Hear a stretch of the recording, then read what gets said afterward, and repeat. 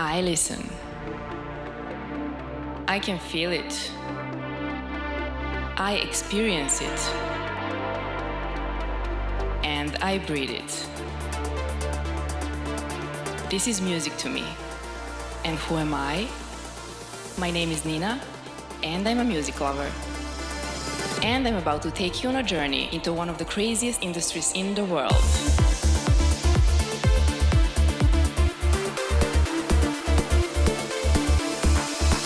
This is Connected by Frequency. Welcome everyone to a new episode of my podcast. My name is Nina and you're watching Connected by Frequency episode number 18. As you already saw on socials, we are back to an online format, but just for a bit. There are a lot of artists I want to welcome to my show, but it's not always easy to do it live in the studio. So I wanted to talk to this talented Italian producer and a DJ, and this is why we organized an online-shaped podcast today. People say he's a newcomer, but I would never use that word because he has been delivering some amazing production for the last 15 years, if I'm not mistaken. He will correct me if I am. If you ask me about the genre, lately he has been focused on progressive house and melodic techno. But the thing is, he has done it all.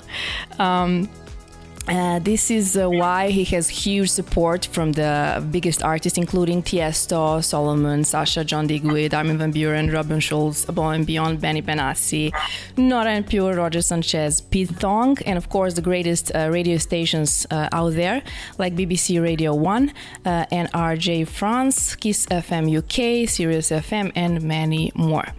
Besides his own production, he has done a lot of remixes that ended up on the various top lists. So my guest for today is Hermano Spadati, but you may know him as Spada. So welcome, Hermano, to Connected by Frequency podcast. Hi guys, nice to meet you all, and happy to be here and talk with you about my music. Thanks for the introduction. You are very, very welcome. I'm glad you accepted my invitation. And tell me, how are you feeling today? Today is a good day because Monday for the DJ is like the day after. We don't have the Sunday, like free day, but we have the Monday. Because usually during the weekend we used to play and maybe travel a lot very far. So it's the day we do relax. And tomorrow we start with studio, producing, creating music. So it's fine. I was in Poland playing the whole weekend in Pacha Poznan. And yes, this is like a sunny day, perfect. So I'm back in Prague. Oh, it is sunny over there as well. Was raining this morning, to be honest, but now coming up some sun. I'm in the studio right now, sitting with some sunshine coming on in the studio right. That's perfect. And I'm glad to hear that you're in a good mood because I'm sure this will be an interesting conversation for everyone. So, for the beginning, can you tell me how does one day in Spada world looks like? I live. My house is also my studio. So because I didn't want to have the studio very far because sometimes I have the feeling to write immediately some ideas that I was inspired by. So maybe just taking the tram to approach and arrive to the studio will be too much for me. Maybe I forget the idea. So best for me is getting up, waking up in the morning and start a computer and start creating music. After this, usually around this time, I will go probably for a walk in the center. I live in the center of Prague. And yes, I will just get off some of because when you work every day like too many hours, you feel like very tired in the end of the day because in the end it's still creativity. So I don't spend only 1 hour, but very much more. And yes, that's the normal day. After that, I probably stay out for dinner. I'm just chilling, but I live more in the day, not like in the night, like any other producer normally does. So for me, it's good that I switch. During the weekend, I go to sleep very late because playing, but during the week, I'm like a normal I don't want to say normal, but it's totally different daytime. I get up at 7, 6 a.m. and I go to sleep at 10, 11, something like that. Yeah, you're definitely one of the rarest DJs that work during the day and sleep during the night. Well, if you have to produce, this is the time, because producing is very, very hard if you spend many hours. So for me, I realized it was the better thing during the morning. So in the morning, I feel more energies, and that's better for me. Okay, I understand that part. Okay, so if I'm not mistaken, your musical journey started in 2007. And I can say it was a turbulent journey for you because I never faced so many various genres in an artist production. Literally, people, any genre you imagine, Spada has it in his portfolio. So can you explain this kind of a journey for you, speaking of music production? Well, it's very easy because I like music. I like all electronic music. So, for example, if I listen to some new albums of Digitalism, which was 10 years ago, or Daft Punk 20 years ago, I got inspired. I want to do the same things, like trying to do something similar because I feel inspired. Now I'm back on the roots of progressive, and I feel more into that. Maybe I don't want to say tomorrow I do house or EDM or techno, but every day the only thing is I start the computer, I start the instruments, and whatever it comes. I don't have a plan. I don't want to say I want to do a techno track. I let it go, and that's it. So that's why in the past I used to do maybe something different style, because I was more inspired into that. It's also depending on your life. So if you in that time of your life you are more inspired, or maybe you listen more to that kind of music. So that's the difference. Other people maybe have too much to think about. I'm a techno DJ, so you have to produce only techno. If you like it, if you can stay many hours in the studio just doing that, I'm happy for you. But for me, it's different. I need to look around because I like all the music, so I can't stay only in one genre. But nowadays, as Spada, I prefer to do only progressive because it's really my thing. In the day, in the week, I also produce for other artists, and of course, sometimes I have to do music that probably you are not expected to hear. If I tell you this music I did. This is a good thing for me because also open my mind when I have to produce, for example, house beats for some good DJs that ask me to collaborate with him. I do it very happily. I am happy to do it because for me also switch my mind doing progressive every day. This is the thing. It's a proper way to think about it. So I'm glad to hear that because when I hear an artist is not a prisoner of one style, then I really admire that, because it is easy to produce, one thing because people ask you to do it, and they expect you to do it like this. But when you come with something completely different, some new idea or some new project, and you do it pretty good, like you do it, for example, then people are, surprised and amazed, hearing something like that from you. So I think it's a good thing. Well, if what I think, a good DJ is a DJ that can play everything. So based on that, same is for the producer. I'm not a rock musician. I'm an electronic musician. And as an electronic DJ too, I have to play and I have to enjoy to play every kind of music, which is funky house, tribal house, or the same day I can play trance music, or the same day I can play techno. Because I like electronic music. That's the thing. I can't stay only on that or produce only that and that's it. It's too much limited for me. Maybe for other people is good the other way, but for me it's not possible. I like to do everything. Also, if you ask me to play tomorrow 4 hours at funky house, I will do it without any problem. because I like funky house music. I like Detroit techno. I like everything in the electronic music.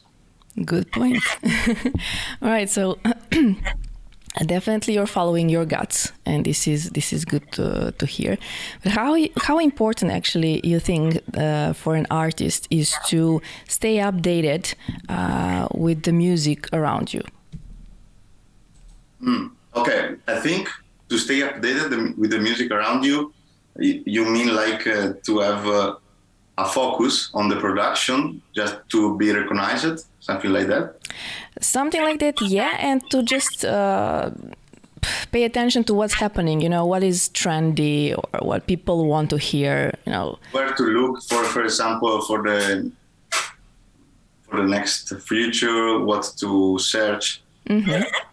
Well, basically, we have to be, in any case, like I did before, it's good to have multiple styles, but we have to be recognizable. Even if you play a full set of house music or techno, I'm sure the people will recognize my taste on the selection. The same thing has to be for the looking new music. So if you look for example, to get inspiration for new releases from drum and bass, you have your own taste in the end. You don't have to look just at the charts or what the other DJ is playing. So if you check some, for example, new releases on stock, you have to listen to that and say, this is pretty much working with other styles I usually play. So why not put it in the back, and maybe you can also play together and make a mixture of drum and bass with trance and in the same set. Sometimes it's also a good thing. I think, for example, I used to play a lot of, recently I bring it back to play the new, some records of Warp Records, just to create something like a sort of unexpected thing in the middle of the set. I'm referring when I play like a DJ. So I think, yes, you have to check every kind of music, every kind of style, not only look about what the other DJ is playing or what the other DJs charting, because that's their taste. You have to be yourself. That's it. And this is where the inspiration comes from, right? Yeah, inspiration also good. I mean, inspiration is also something different. It's also this, yeah, of course, because we listen to the music to get the inspiration. But sometimes the inspiration also is coming from outside, not only from the music, also from your day life, from maybe vacations. You watch a movie and you get inspiration and you want to produce something with that mood, with that feelings you get from the movie. So there is many things to absorb and to make music, create something, because in the end we are creators, like everything else, like in the art. Okay, cool. I can understand that part. All right, so your music definitely triggers different feelings in people. But how do you feel about your music? Well, how I feel? It's myself. I mean, maybe some people that expect sunny melodies or warm backgrounds or warm vocals probably are not in the right path with me, because I'm more like my melodies, when I produce house or I produce techno or I produce trance, my melodies are recognizable because as a sort of nostalgic, dreamy, or whatever is outstanding, but in a dark and deep moody. So this is what I prefer to have, like a sort of signature with my own tracks. Mm-hmm. But what do you actually want to attract in people when they're listening to your music? For what to attract to people when they listen to my music? It depends. I mean, of course, the sound. I like to play a lot with the sound, just to have some sound that probably are new for them. That's something they will feel catchy to re-listen the track anymore and in a loop. But yes, the melody is the most important thing to attract the people for me. Of course, also the melodies in the vocals. So sometimes it's a mixture between vocal and melodies in the synthesizer. So this is what I really spend much time. I don't spend, for example, 1 week just to find the right kick, as other DJs would probably do. For example, if you produce hard techno or raw techno, like they call in some stores, they probably spend all day to find the right kick. I think for me is in the melodies creating. That's the thing, because I prefer to leave some loops in their minds of the melody. So the melody is the point. Yes. I don't call myself a trance DJ, or DJ as producer too, or a melodic house or a techno, because I don't want to be associated with a specific style. I just want to say I do melodic. So melodic could be house today, tomorrow trance, or the constant is the melody. Also in my production. So every track of mine, I'm pretty sure you will find a melody in it, short or longer, but it's about that. Yeah, definitely, I can agree with that, because what I hear in your production is definitely a melody first that I hear. So good. Okay, so since your release of In All Your Glory in 2013, a game changer moment happened for you. Let's call it that way. So huge international names started being aware of you and your talent. Hits started rolling, and big names in the industry showed the biggest support for your work. Of course, names like Tiesto, Don Diablo, Chucky, Steve Aoki, Solomun, Sasha, John Digweed, Above and Beyond, and a lot others. I named a few, but there is a lot. What do you think is the most valuable thing that people recognized in your production and in you as an artist? Well, like I said before, the melody, I create the kind of nostalgic or melancholic melody is like my trademark signature. So I think the people right now, also I have many messages sometimes that people write me, oh, I listened to this track, I was going to Shazam it, I was in the bar sitting, I was so much sure that it was your track, and that in the end it was your track because they Shazam it and I found my name. But that's the thing. I prefer, since I'm not a singer, I'm not, the people can't recognize me for the voice, for example, like most of the singers. So my trademark thing is the melody. And that's what the people have to expect from me. Even in the sets, I like to play punch techno, for example, but that's just special occasion. For example, if I have to close a night, of course, I like to do art techno, but in general, when I'm a headliner in an event, I normally play melodic. So I probably start with more slow BPMs, then increase to progressive trance in the end of the set. So that's the thing. It's plus minus like the same of what I produce. Sometimes I like to produce with vocals because I feel very inspired by the vocals to create the melody around of it. But sometimes, for example, in the future, all the upcoming releases are not without vocals. So depends. But in the end, that's the thing. It's a melody, for sure. And yes, I agree. When you add vocals in your melodies, then it's completely other story. And this is why I like it as well. So perfect. All right. So I'm always curious to hear, what is that special reason that got one artist into this crazy EDM world? Because it is crazy. Maybe it's a person or a track or a music or an event, or it could be anything. They think in general, or you ask to me? To you. I'm asking you. How you get in touch with the EDM world? Yep. How did you decide to get into this world?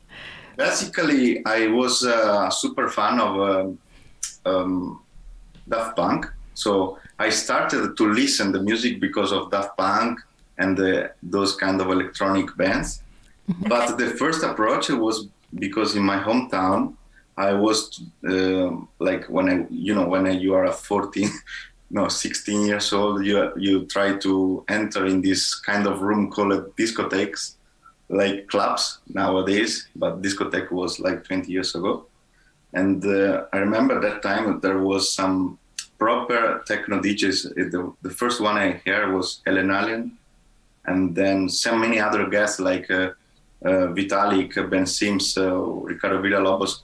And I was very attracted for this kind of music because for me it was totally different from what we used to listen to the radios in Italy.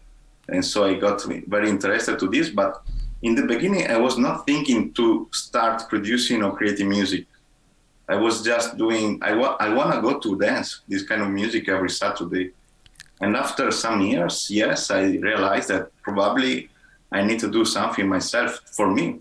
So I buy some instruments, I tried and played around. And 2006, I did also my first vinyl because of that, because I wanted to do also continue during the week, not only in the weekend.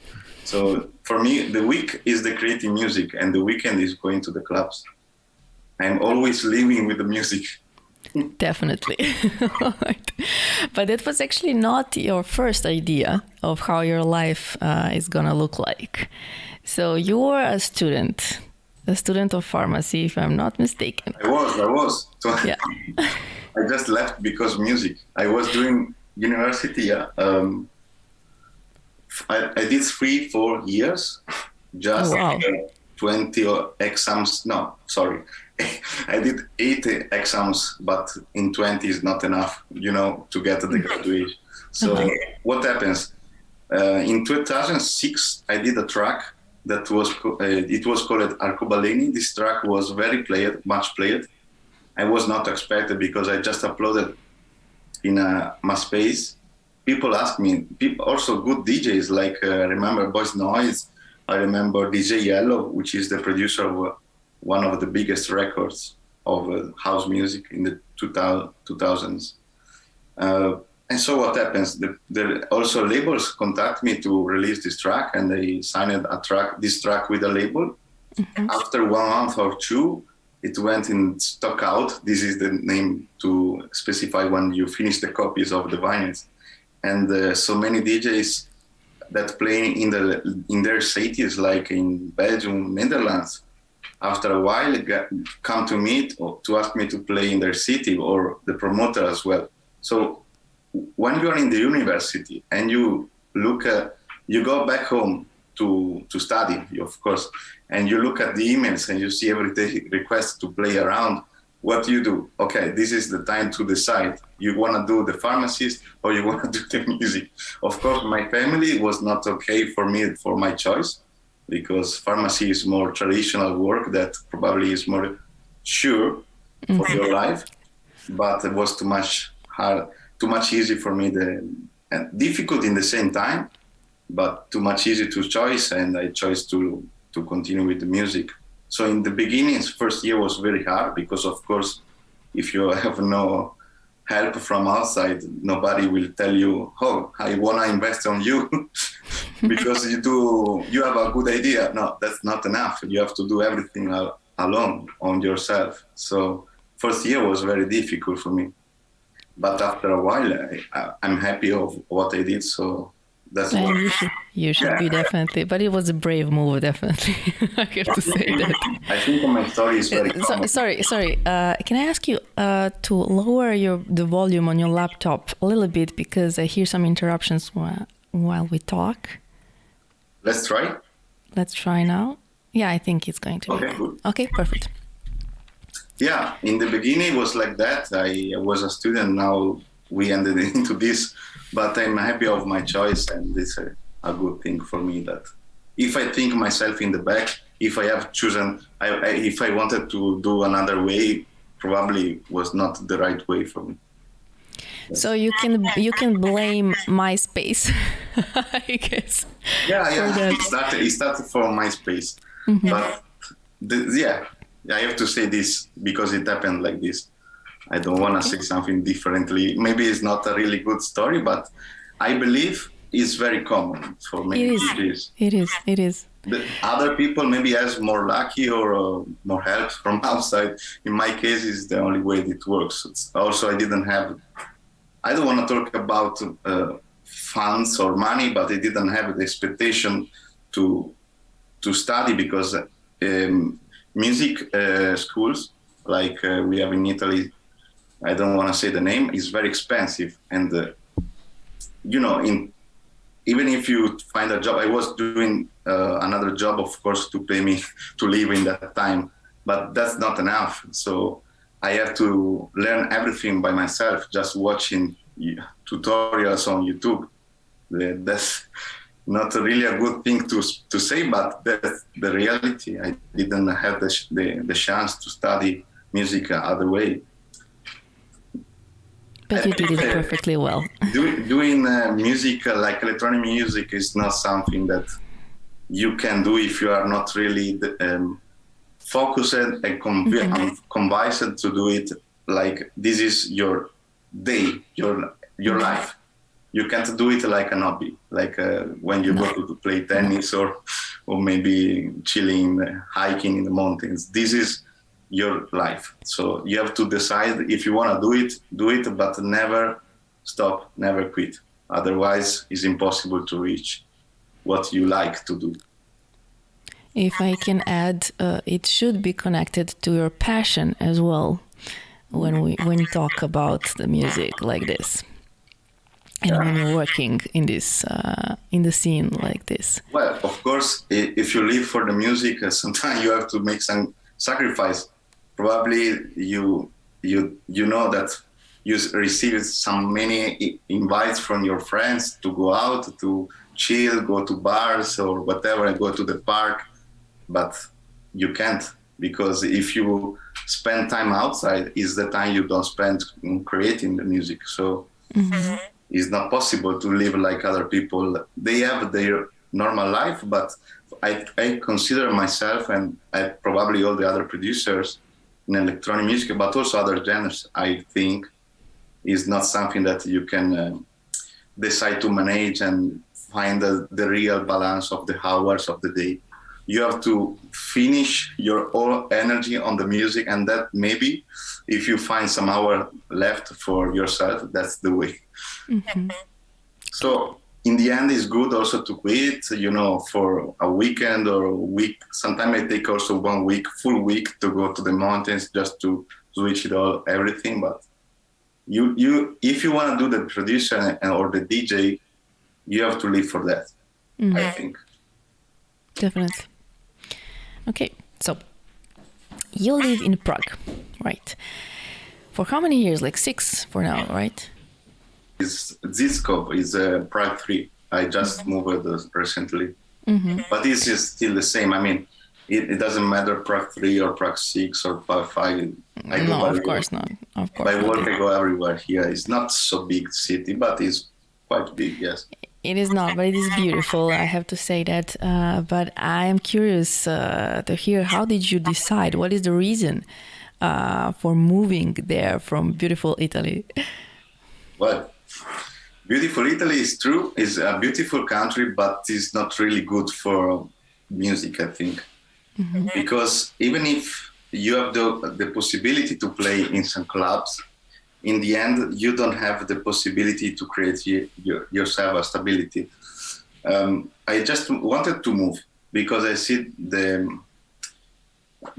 chances to working just with music, living with music, because work is not really a word I like to spell, but it's living with music. I think is better if you go, for example, if I have to recommend London, Berlin, where all the DJs and the producer are based. But for me, it was not interesting because I know all the labels are based in Berlin and London, and DJs as well. But I have to go where I like.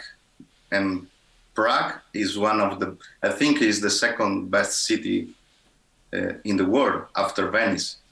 The only thing is, I was living in Padua, which is 20 kilometers, 30 kilometers from Venice. But Venice, if you ever been there, it's very difficult to live there because you can't move. Otherwise, if there is high water or you have to take boat every time. So it's not really comfortable for my kind of living. But that, of course, is my favorite city. So I chosen Prague because it was my favorite option, my first option if I have to move from Italy. In the future, I think if I have to change, I will go in another city like this. I mean, I want to go where I get inspirations. Mm-hmm. So this is the thing. If you work with the music, you have to feel comfortable because you are totally full immersion on where you are. So, mm-hmm. So I hope you understand what I mean. But this I completely understand. I just wanted to try with Prague. But there are many other beautiful cities, like also Belgrade. I think Belgrade is a good point. If somebody will move there to make music, I will recommend it. Better than Berlin for sure, or better than London. In my opinion, it's my taste, you know.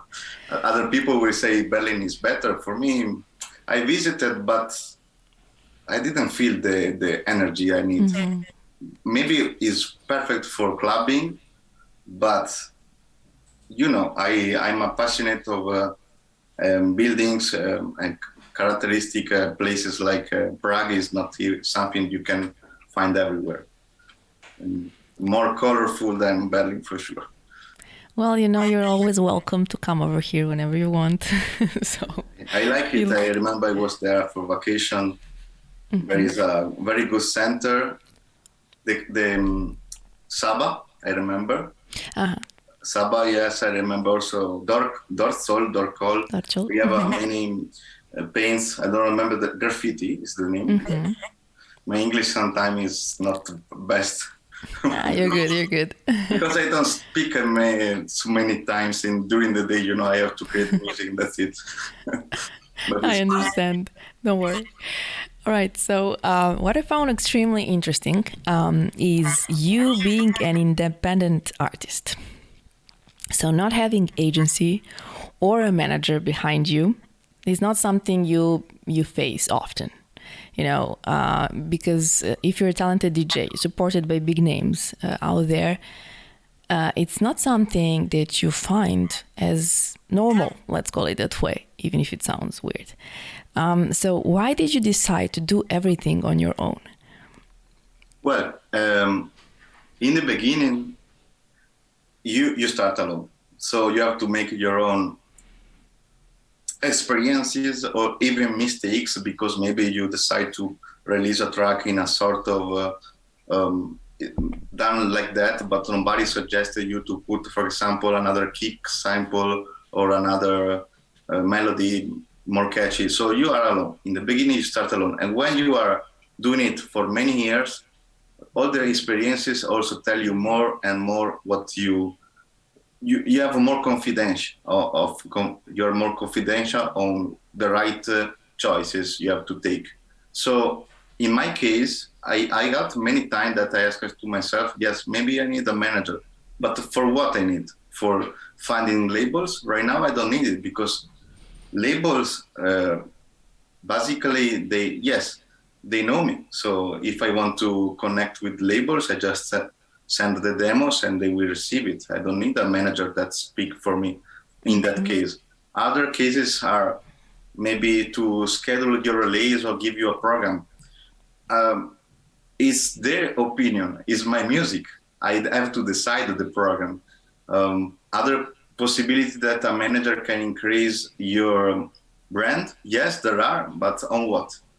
So if you start asking yourself why there is a manager, I think most of the time the manager is coming when there are two cases. If you sell very well the music because you are making many monies, of course you will receive so many requests from managers because they want to take the piece of the cake. Mm-hmm. The other case is when you are very small. I mean, I don't want to say small because it's bad to say this, but for me, English is not easy to explain this thing. When you are in the beginning, okay? And so you don't have any contacts. This is the time that probably you need a manager because they have the contacts. The contacts to connect you with the labels, the contacts to connect also with the clubs, like agencies doing with the promotion. Mm-hmm.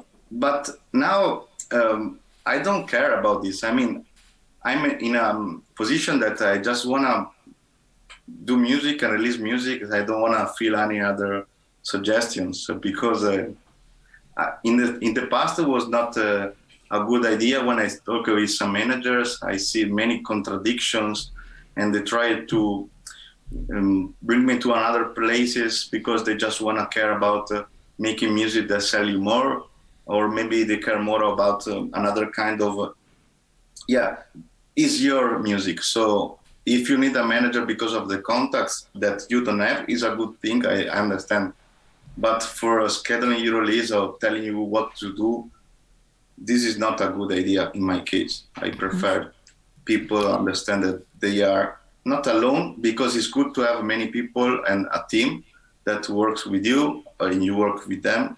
Like, for example, I have a publisher, I have booking agencies, but they don't tell me what to play. So I don't want a manager. I just want a team, like a good person that suggests me, but they don't decide for me. That's I don't know if you understand what I mean. Yeah, I understand, but Many managers, they just sign artists and they decide in the end what to do, because they filter the request for you. This is not a good point. I mean, if somebody wanna write me and ask me a remix, if I like the tracks, I wanna do it. I don't wanna say no because my manager say this artist is small, so you don't have to do it because it's not good for your profile. I just wanna do music, so it's better I manage myself.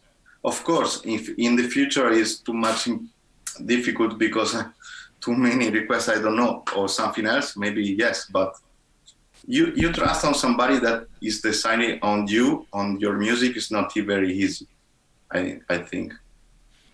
Well, I think in that story, a booking agent has more importance than, no, I won't not say any other of those important people besides some artists, but if you want to get a lot of gigs, then a booking agent is the person who can help you with that.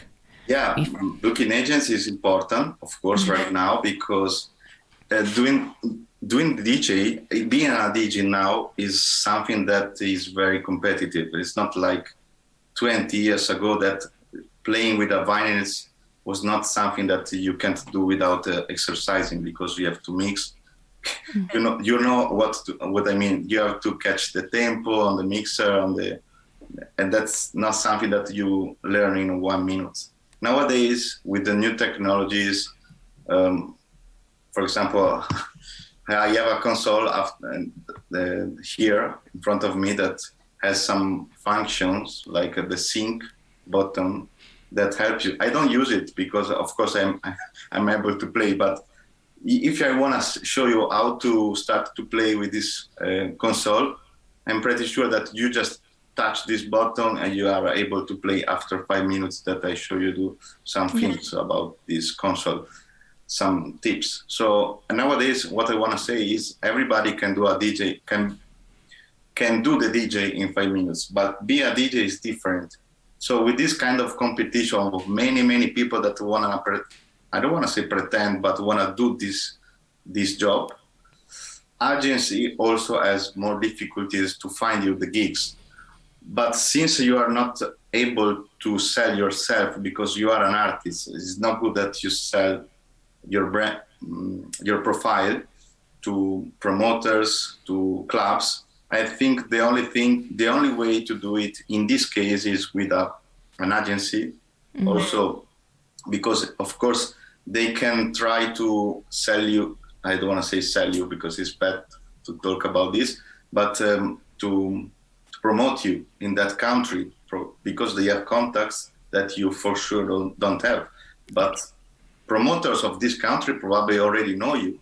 So because they probably listen your tracks in some digital streaming platforms. So it's good to have it. I mean, you have to do the track. In my story, I started doing music before being a DJ. So in my case, agencies come to me and ask me if I'm freelance, if I want to try with them. But if I have to suggest what is the way to reach the agencies if you are not a producer, honestly, I don't know, because I don't know what they look. I mean, I know what they look on me because they find my releases on the stores, and probably they feel like my profile is good for them. Mm-hmm. Other ways to reach those agencies, I don't know. Also, I don't have a very good knowledge of those agencies. I don't know which is the best, which is the worst. I just talk with them when they approach me, and if I feel they are very interested, I try, and if it works for me and for them, of course, that's the way we keep the relation and collaboration. And it's also better for me right now because I can concentrate myself on the creating of the music during the week. Otherwise, you have to spend many time. For example, you have to find yourself the flights, tickets, or whatever you have to manage on the bureaucracy, visa, or logistic way of making a show. So it's necessary by the end of the day. It's not possible that you do creating music also promoting yourself for the events. Okay, I understand it. That's only for the events. I mean, you probably need it. For the music side, I will say if you can make some good experiences and you are patient and you are okay, if you do some mistakes on yourself, then it's good to have your career on solo. I mean, on yourself. On your own, yeah. Okay, it's good that you mentioned that kind of marketing. We can definitely call it that way, because what I also found interesting about you are streaming platforms like Spotify, even YouTube and Beatport. Actually, on Spotify, as far as I realized, you have more than 100 million streaming plays. Many. And 30 million YouTube views. So, that's crazy number. First of all, congratulations on that. This is definitely something. And secondly, I need you to tell me what is the magic recipe for achieving that. Well, I don't know, because in the end they are streams. So it's people that probably they like my music. The magic could be releasing 2,000 tracks. No, I don't know. There is some way that probably you do some tracks. There is a kind of algorithm on those platforms. Mm-hmm. And probably it happens this. People will listen your track and they say, I like this, keep going. And this is creating a good algorithm for yourself. And so those are stores that I don't want to mention because I don't want to make some differences, probably will help you and support you. And with this, you get more audience and ratio for the next songs. Every time you release something, you will see some good reaction immediately. I honestly, I don't do that much on myself to promote the music because I am very distant from all the kind of promotion. I don't want to push the people to listen, to tell them, listen my track. Mm-hmm. If they reach me, it means that this track deserves to reach them. That's it. Well, I like the way you think, definitely. I don't want to look at. I don't want to knock the doors, for my music. It's music, so. I understand that part because I am alike. Speaking of that, all right, because sometimes I see a really big artist out there on Spotify that doesn't have so many plays like you do, for example. I'm not saying you're not big. I'm just saying that some people are really like playing at the biggest festivals out there. I don't know, almost every month somewhere, and their Spotify is not that strong, So this is why I'm always curious, I mean, people also, it's important to know this, the people in the other way is what they decide. If they prefer to have festival with DJs that probably jump in console, that instead of people like me that stay focused on the set and play because they like to play, and that's it, and they don't care about what they have in front. That's the market, So if you find that there are people that play a lot, but they don't have a bigger audience than mine, it's probably because they are better than mine in the stage. I don't want to say other things. Okay, I approve that answer, so it's fine by me. Okay, so can you share with us which artist you liked working the most? Sorry? People usually don't like when I ask them this, but can you share with us which artist you liked working the most?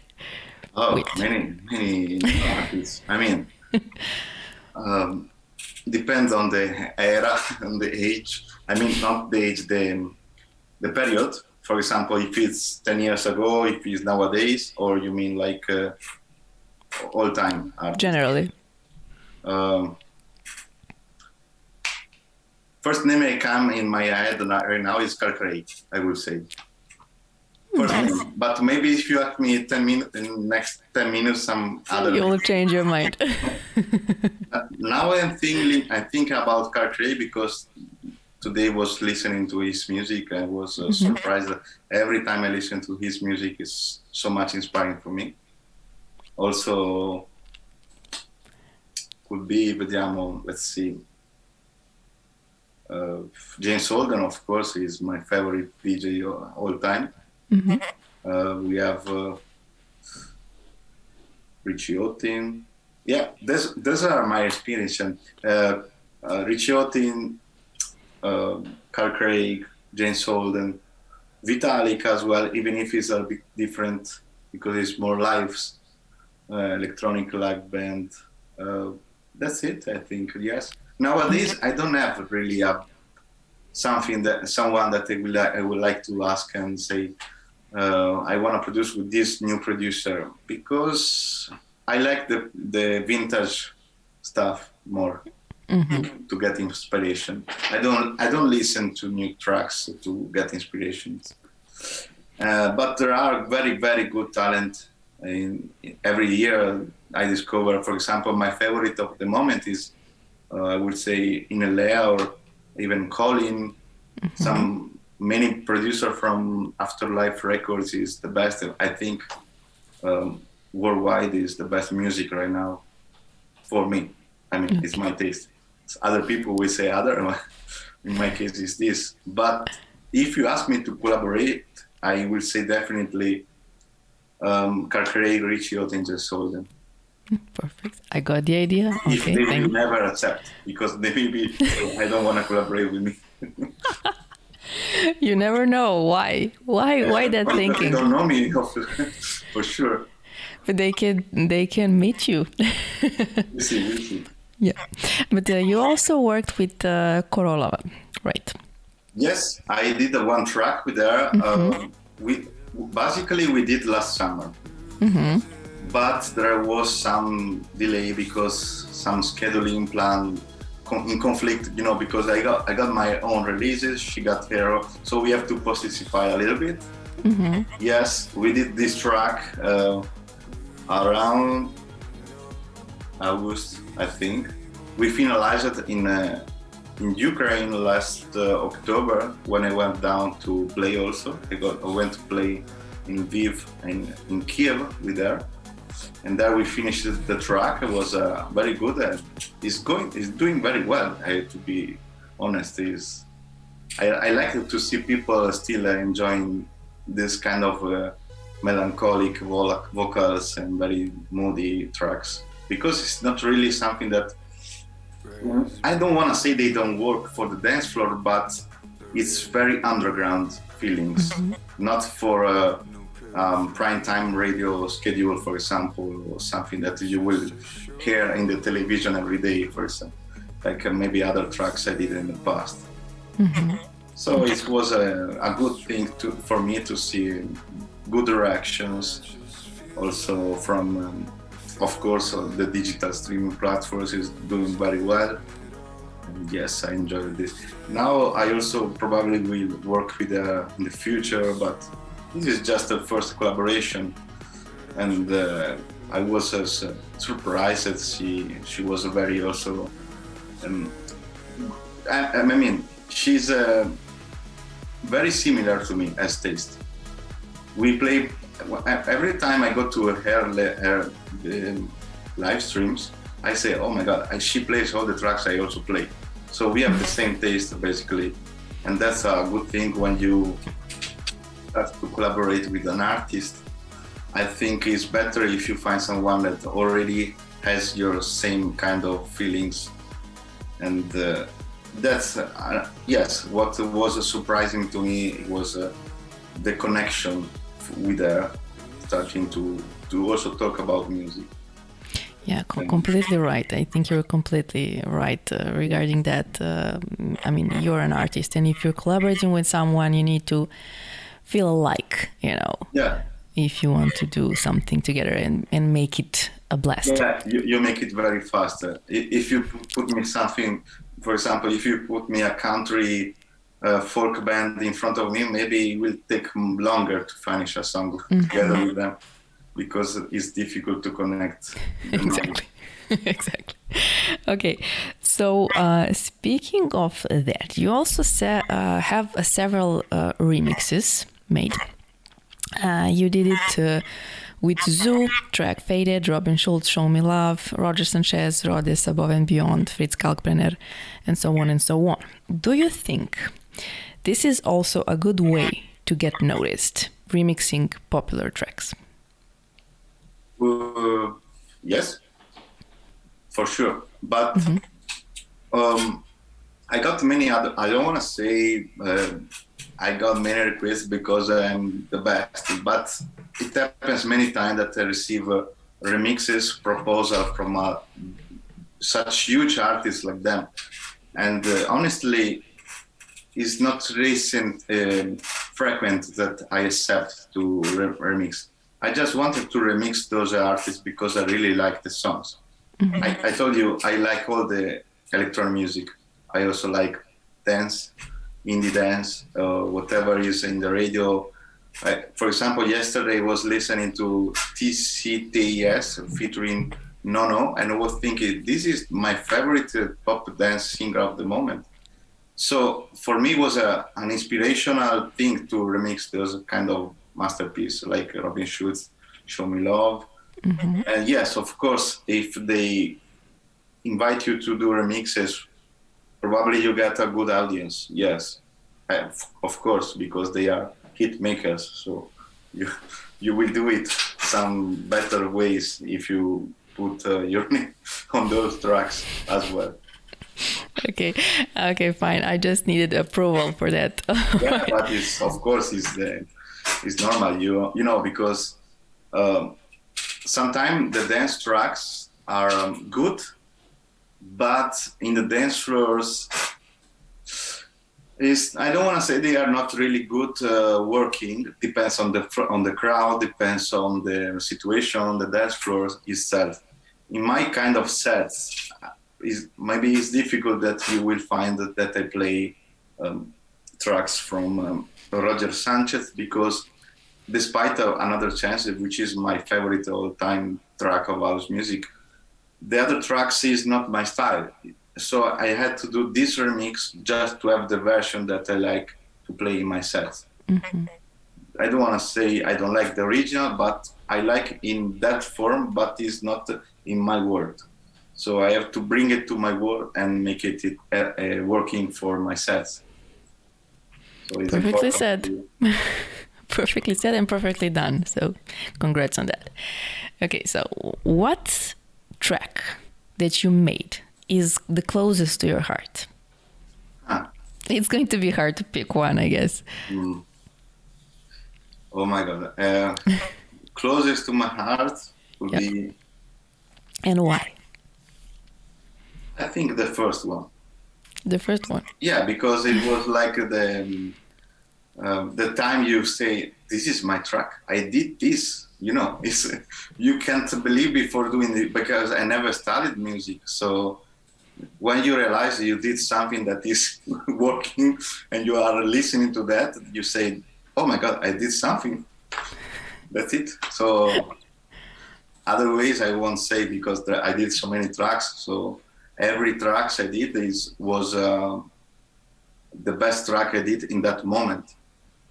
It was I was feeling, I bet if you do music, you think the same when you're producing the track, and you say, this is my, you feel that this is the best track you ever did.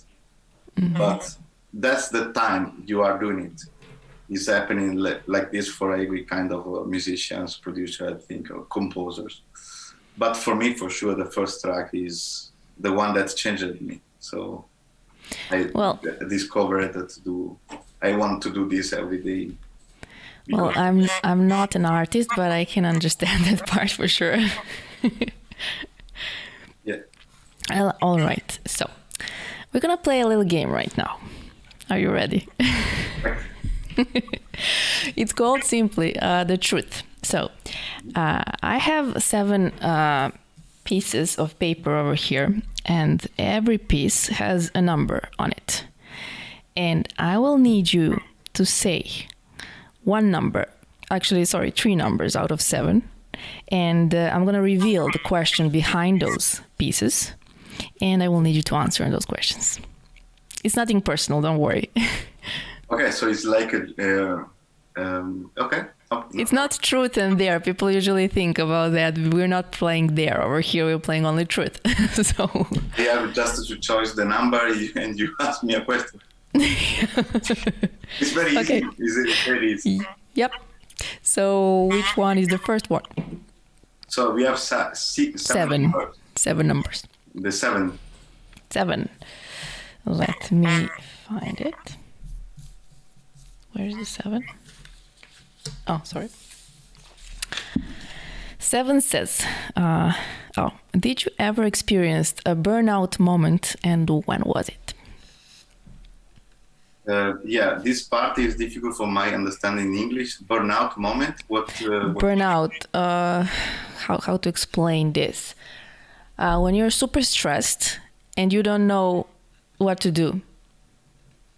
Okay. It's like a dead end moment for you. Like you're on a lot of places, and you don't know where to go first, how to deal with something.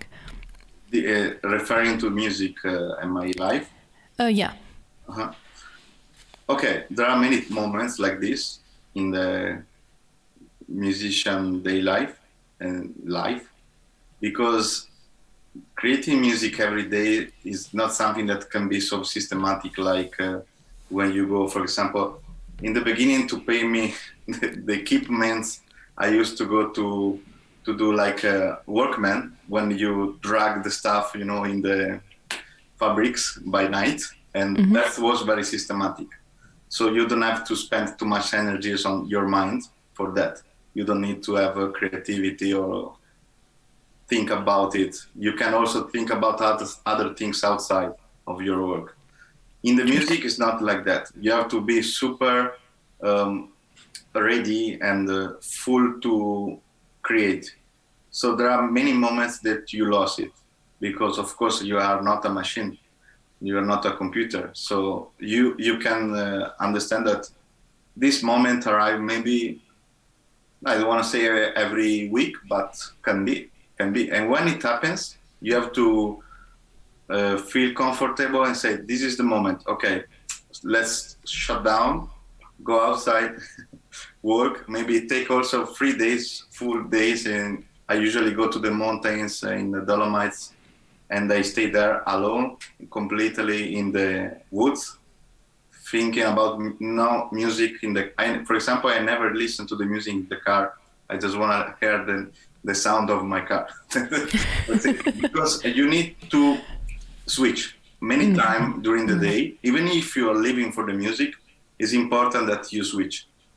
So it's important that the burnout, if it is the thing, is important to realize when is coming this burnout, and then you stop it. Otherwise, then you feel stressed because you are pushing too much. I think that is not possible. The creativity is not something that you can push. True. To anybody. True. All right. The second number. I win. We will see at the end. Only the first one. Okay. You have two more. Okay. Okay. Tell me the number. Will be the 5. 5. Oh, what was the biggest shame moment? Many time. I'm a human, so every human has some shame. Give me something. The biggest. Well, the biggest. The one that you can remember. I have to think.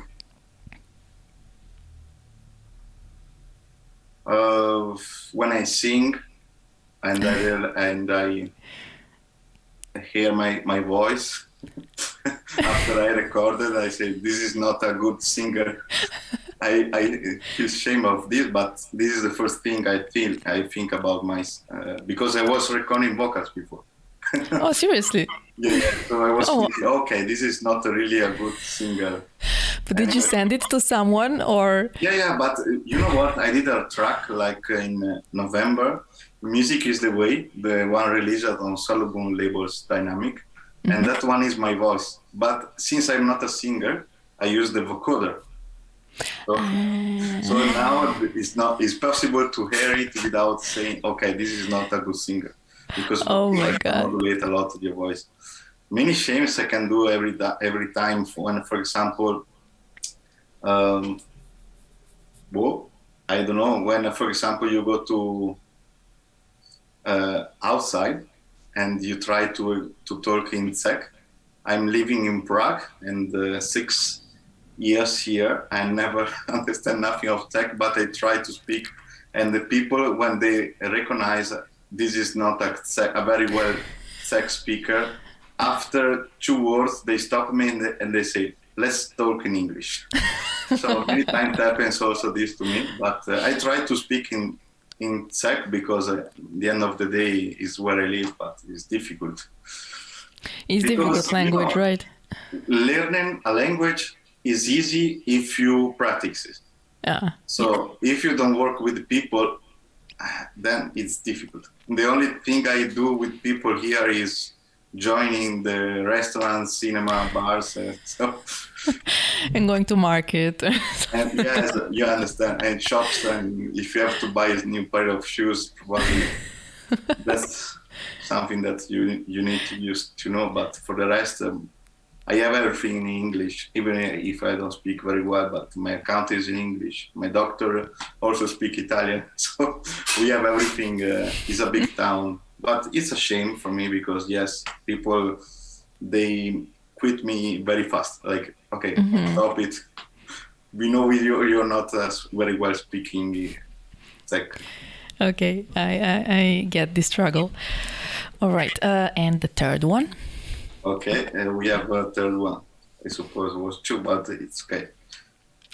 Number 3. Number 3 says, if you were not in the music industry, where would you be? No, don't say pharmacy. Pharmacy, I just completely deleted. I worked for, because pharmacy was the beginning, but I wanted to. The real dream was to create perfumes, and in Italy you have to do 5 years of university in pharmacy, and then specialize in perfumes. Wow. Another 2 or 3 years, but I realized it was too much. 8 years and maybe more was too much, so I decided to quit it. After that, I studied a bit of wine because I'm very. My hobby is also tasting wine. I like all kind of wine. I have no preferences, but living for a vineyard maybe also is not my second preference. Well, could be, yeah, could be. Vineyard or probably farmer. I wanna go in the nature after this because I spent very, very much hours in the studio. So I need something very opposite, and the opposite is going in the nature, of course. Perfect. Not in the city, not in. Even more. I'm already isolated because music isolates you, but I want to isolate even more. So if things went differently, maybe I would wear your perfume today. Yeah. Or drink some wine that you produce. But I still keep this like hobbies. Like for example, the wine, I keep it as an hobby. Perfume, I buy so many perfumes, even if I use always the same. But I like to buy perfumes because there is something like art also in that, because you smell perfume and you like to recognize from what is it. For example, patchouli, you recognize is that, and the wine is the same thing. So it's very connected. And also with the music, I like to do the same thing many times. When I listen to the music, I like to recognize the name of the synthesizer they use it. So for me, it's hobby. Okay. And all those things are actually typical Italian things. So yeah, maybe. Okay, so let's continue with a couple of more questions. So yes, you release your music for the biggest labels out there, like Anjunabeats, Spinnin, Armada, Diynamic, even After Hours, which is Tiesto's deep house label. This was actually the first time I heard your music. It was a year and a half ago. I think it was the beginning of last year, when you released your track Voodoo. I was thinking, yes, she's gonna say that. Of course. Yeah. The Voodoo was very well. Like it works out very well last year. Many people supporting it already, still now. Yeah. This was actually the first track that I heard from you, and this was an instant moment when I realized there is another great, talented artist that I want to hear a lot more from. So I started following you, you and your work. It seems that all that you did actually was realized by the big producers, DJs in the scene. Even if you think I'm a trance producer, because many releases on After Hours by Tiesto or the Anjuna by Above and Beyond or the other, in the end, I'm not considering myself in that side. I'm more like a techno producer that has many influences from the progressive. So as a DJ, I always look more and catch more from the techno scene rather than the other scene. Yeah. So that's the thing. I look more in that side. Yeah, this is how I see it as well. I'm not specifying. So this is good to confirm. It is good. It is good to confirm. Okay. This one is a tricky one a bit. So I hope you're ready. I'm joking. If I could ask you to pick to play at the biggest venues around the world every month, or to sit in your studio and produce music only, what would you choose? No, for sure.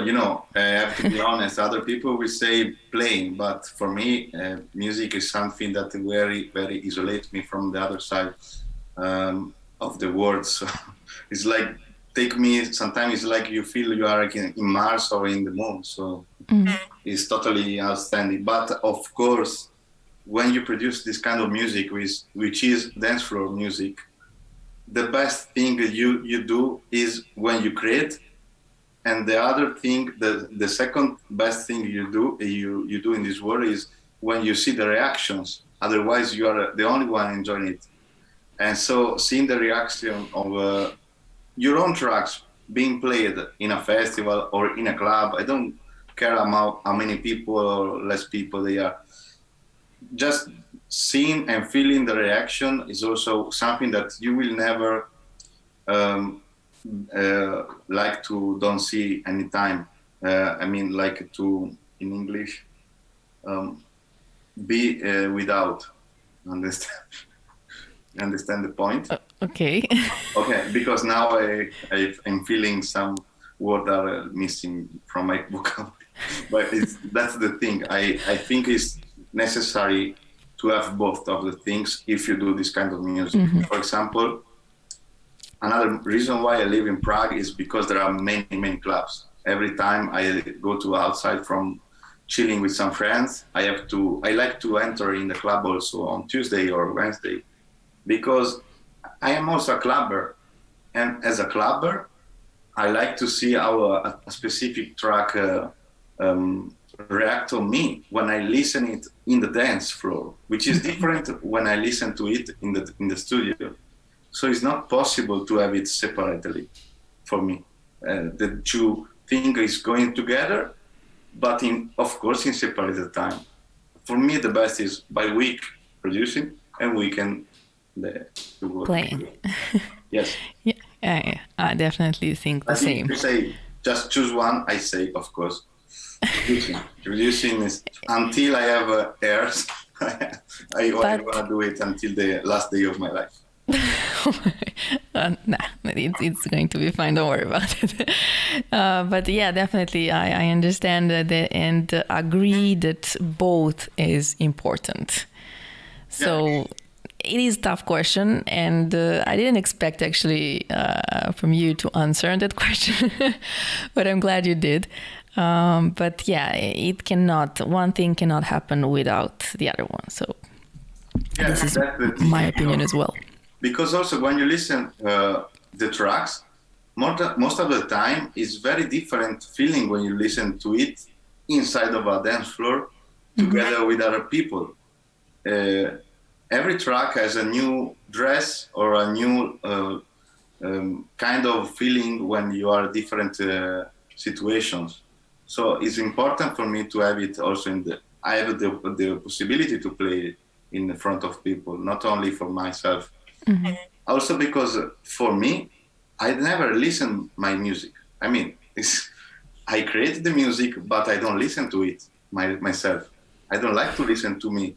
I don't like to play. Listen to your music. Yeah, but in front of people, yes. Yeah. You're not the only one thinking like that. I know a lot of artists saying the same thing. So, of course. Okay, I understand.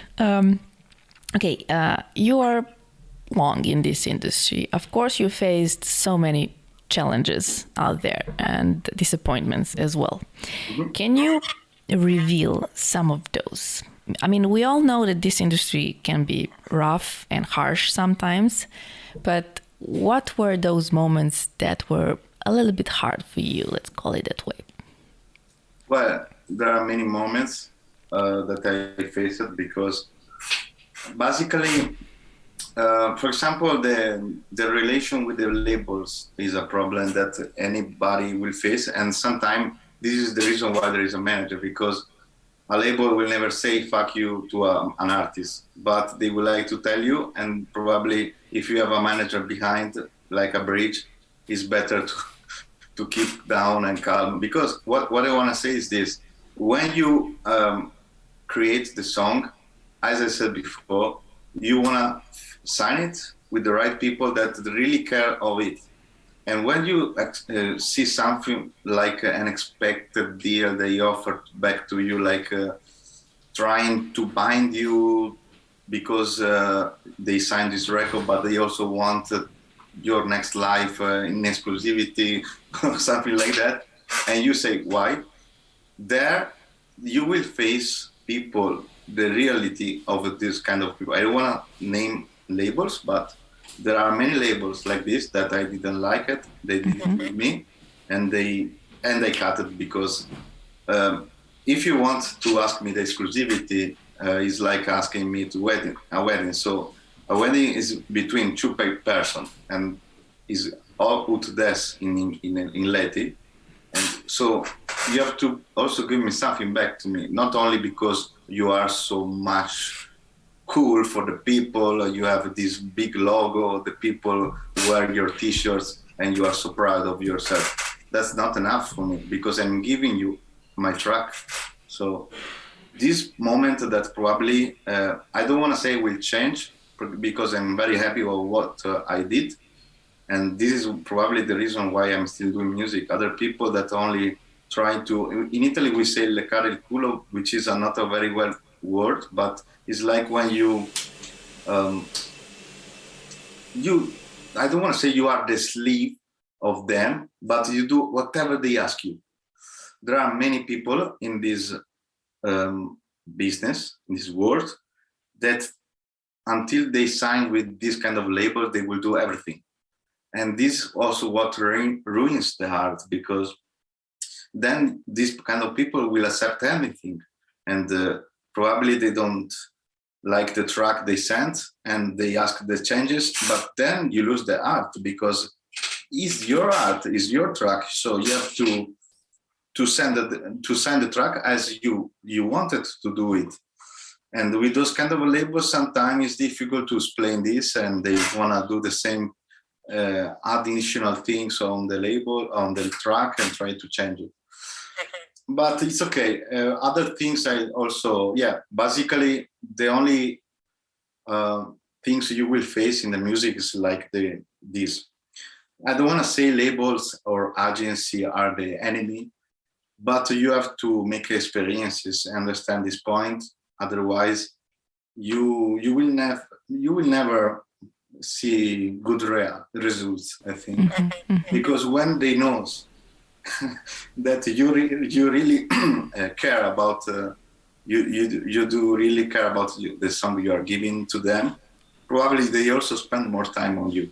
That's the thing. Completely. I think this is appreciation that you miss sometimes. Speaking of the labels, first of all, and this is what you don't like. You lost as an artist. Time. For me, for example, it's not like other people that they send a record to a label. They will say, yes, I like it. They send you a contract and they sign it. For me, sometimes I lost every minimum 1 week or sometimes also 1 month to deal and discuss any point. Because for me, it's important to be sure they are very into that, and not just because they want to sign a track of me, and that's it. Okay. So, 15 years later, since all of that began, what would you say to your younger self if you could start it all over? Okay. I realized that the point of being so many, to have so many different styles of myself, because of my creativity tell me to do this, I realized that for other people, this point is not good. For the other people that hear you, they feel too much unexpected. They pretend that you do only that song every time, just changing a little bit of it and changing the title, of course. So for the other people, that's the key. They think about you. They wanna get the expectation of that product every time. And probably, I would say for other people, this is the way it works. So I would say maybe to answer you, this is the thing I would try to do it, but I'm not sure. I mean, I really like the way I did. So no, that's not adapt for me. I would never do differently because I like also the mistakes I did. Some mistakes, I mean, like some tracks was maybe too much commercial, too much pop in that moment compared to what I'm doing now, but that's what I like it to do. So it's not a mistake. It's not nothing I will never forget. Okay, mistakes are good and no regrets are good also. Yeah. Okay, so this month you released your new track called Gone, and it is going wild everywhere, and I'm sure it will be even more successful. So are there any new tracks or projects you want to share with me and all the listeners? Okay, Ghana is the last one. I probably no. There is another upcoming releases in another label, the label of Lanate. This never happened. Of course. In June, But then I decided that I want to change completely plan. I don't want to lose any time with labels and discuss. I'm very good with Lynette, and I never lost time with them. I don't want to say to them, but other labels, yes, in the past. So I realized that the best thing for me is a right to open a label and do it as I want to do it. And the people that like the label has to like it because that's the music I wanna do, and that's it. They don't have to follow me because I release tracks on other labels. They have to follow my label because they found in this new label their new inspiration. They have to like the direction. I don't wanna tell nothing now about the direction, the music. It will be a surprise, but it's something different from what I did before. Amazing. I mean, opening a label is a huge step, so I wish you great success with it, and I am sure it will be amazing, and I cannot wait to see that project started rolling. Okay. So, hermano, and this is actually funny. Hermano in Spanish means a brother, and your name is Hermano. Well, in real, hermano is come from Herman, which is also in German, or Armin, like Armin van Buuren is one of your favorite DJs, I guess. Yeah. How do you know that? Because hermano is, yes, is also similar, but has a different significance from Herman. Real name is Herman. Hermano in Spanish is not a name. Is no, it's not a name. Exactly. Okay. So hermano, like the name in Italy, is coming from the name of the German name. The Herman. Oh, good to know. Every day you learn something new. In Spanish, they don't have a name like hermano. Maybe they are Armando. Similar. No. The hermano in Spanish means brother, literally. Yes. But I think they don't have names like no. Probably they have Armando. Yeah. Maybe something. For sure. Which is the same thing but different. All right. Interesting. Okay. So, hermano, thank you for this lovely conversation. I enjoyed talking to you and learning some new stuff, I guess, related to this crazy world. I hope you had a great time with me.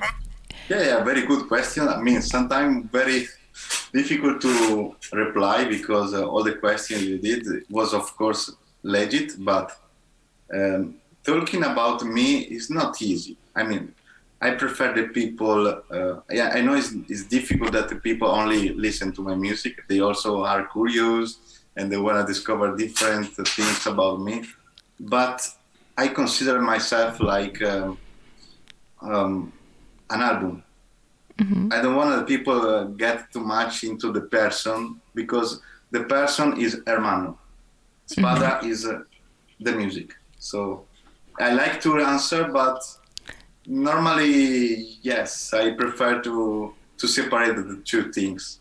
When I go down and meet the people, I am completely different person. I'm hermano, So they will never think about that. Probably they will never realize that I do music if they never know. Well, we were talking about music mostly, so that's the idea. Because you are talking with me because my profile. But if I go downstairs and meet people, I will never say what I do. I don't like to say I'm a musician, go to this store and listen to my music because I don't want to say I'm shy, but I don't know how to explain it. I don't like to invite people to. They have to find me. I have to say, you're humble, you're a modest guy, and this is really cool to see, and it's not often. I have to add that. Yeah, I hope I am not the last one.